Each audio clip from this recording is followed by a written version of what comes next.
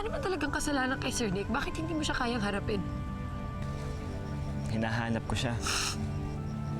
Pero hindi ko siya makita eh. Wala na akong pakialam kung paniwalaan niya man ako o hindi. Sa mga rason ko, sa mga gusto kong ipaliwanag sa kanya.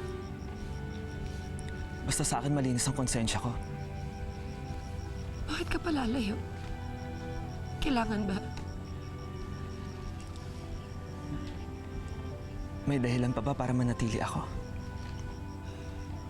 May pag-asa pa ba ako? Kahit konti.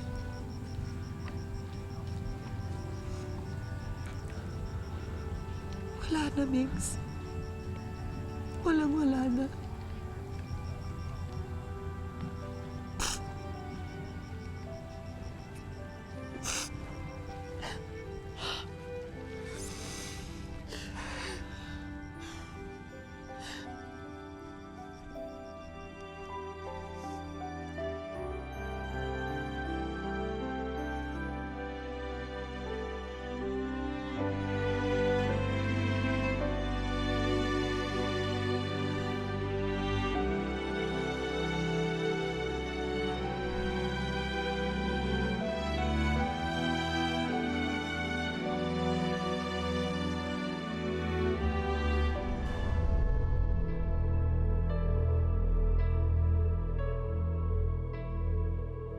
Palpak!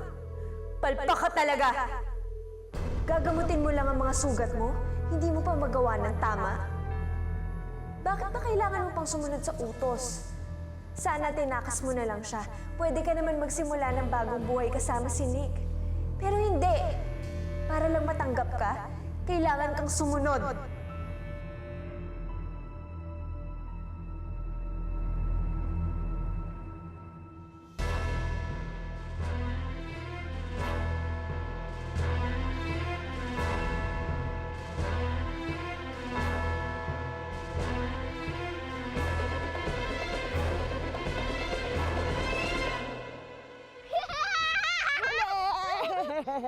Ikaw naman. Ikaw naman.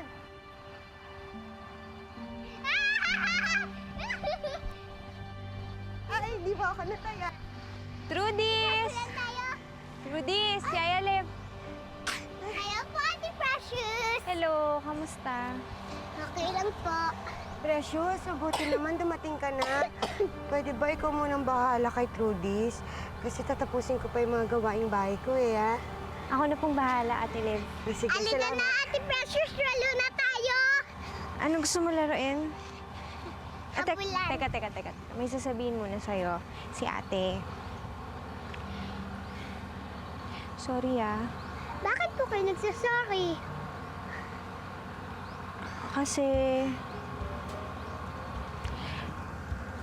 Kasi na-late si ate, wala ka tuloy kalaro. Okay lang po yun. Dumating naman po kayo dito.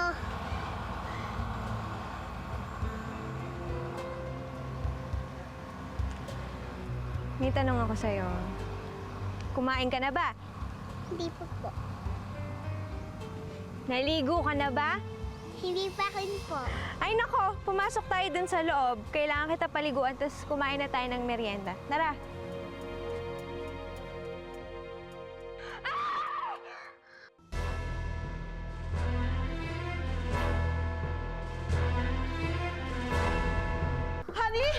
Honey! Ano nangyari sa'yo, anak? Bakit ka sumisigaw? Ma! Merong kotseng nahulog sa bangin. Sumabog. Parang kay Nick. Ha? Sigurado ka ba dyan? Sigurado po ako.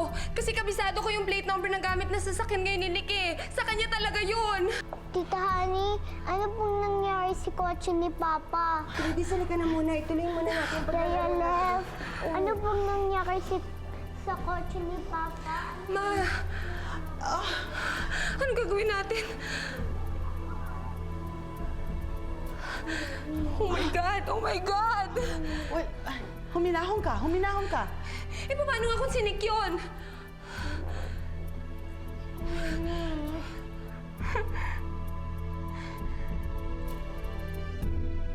Yaya Lev, ano daw po yung nasa news? Bakit po parang biglang sumisigaw si Tita Honey at parang umiiyak pa. May problema ba po siya kay Papa?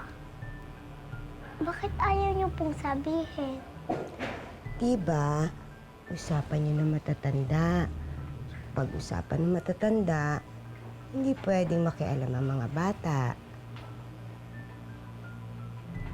Po. Kaya huwag ka na mag-alala. Sige po, baka hindi na lang po. Kasi po, ito po ata yung nagalit si Papa Nick. Yung si Tita Honey at si Kuya Mix. Tama na, Trudis. Huwag nang makialam.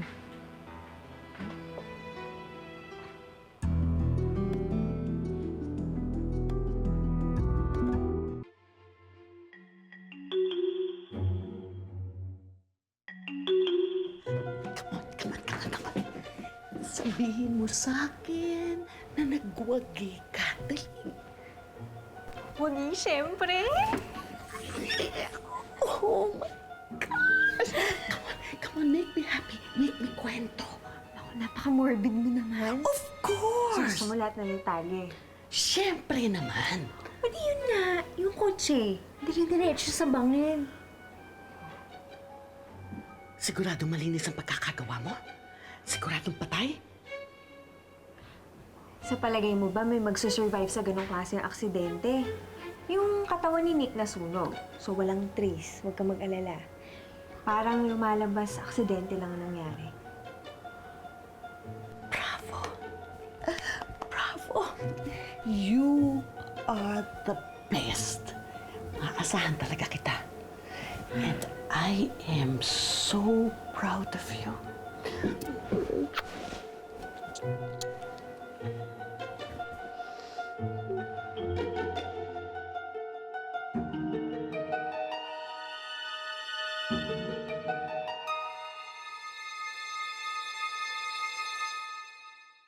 Medyo magulo ngayon dito. Mukhang patay ni si Sir Nick. Ang sabi sa balita, si Nick daw, patay sa aksidente. Ano? Si Trudis, alam na ba niya? Huwag ka sana mabibigla, ah. Patay na ang papa mo. Wala na talaga siya eh. Hindi ako naniniwala hanggang di ko siya nakikita. Maaari kayang foul play ang nangyari at hindi aksidente ang pagkamatay ni Nick. Oo nga. Oo nga, nakita ko. Pwedeng sumama ka sa amin? Teka, bakit ho? Bibita ka lang para sa lang tanong.